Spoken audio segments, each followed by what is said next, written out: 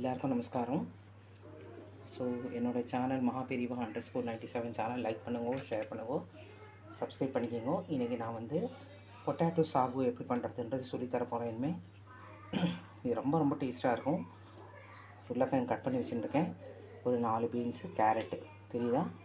So எப்படி பண்ணுறதுன்னு பார்க்கலாம். இது வந்து சைட் டிஷ் ஒரு சப்பாத்தி, அப்புறம் வந்து பூரி, தோசை, அப்புறம் வந்து இட்லி எல்லாத்துக்கும் ரொம்ப டேஸ்ட்டாக இருக்கும்.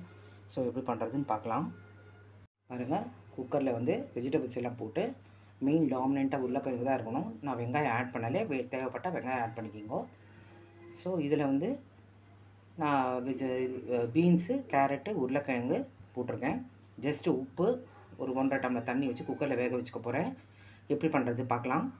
பாருங்கள், அரைக்கிறதுக்கு வந்து கொத்தமல்லி, பாருங்கள், லவங்கம், பட்டை, தேங்காய், பச்சை மிளகா, இஞ்சி, இது எல்லாமே பாருங்கள், இது எல்லாமே சேர்த்து அரைச்சி ரெடியாக வச்சுக்கணும்.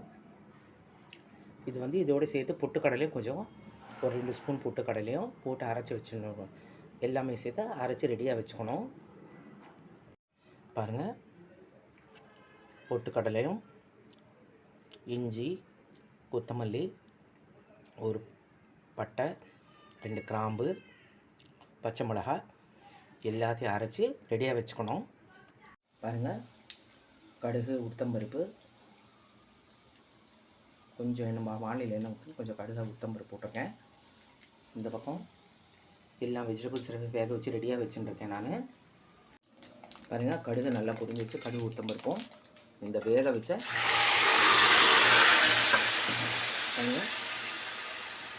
வேக வச்ச உருளைக்கிழங்கு, கேரட்டு, பீன்ஸு எல்லாமே நான் போட்டிருக்கோம். பாருங்கள், நல்லா வெந்துட்டு காயெல்லாம். ஸோ இந்த அரைச்ச விழுதெடுத்து போட்டுட்டு நல்லா கொதிக்கட்டும். ஒரு 5 நிமிஷம் நல்லா கொதிச்சா நல்லா திக்காயிடும். தெரிஞ்சிச்சா? பாருங்கள், அரைச்ச பேஸ்ட் எடுத்து நல்லா கொட்டியிருக்கோம்.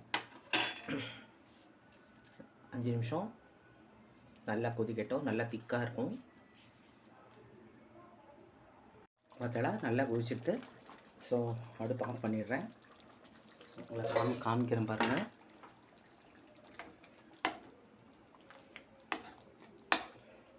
So vegetable sagu ready.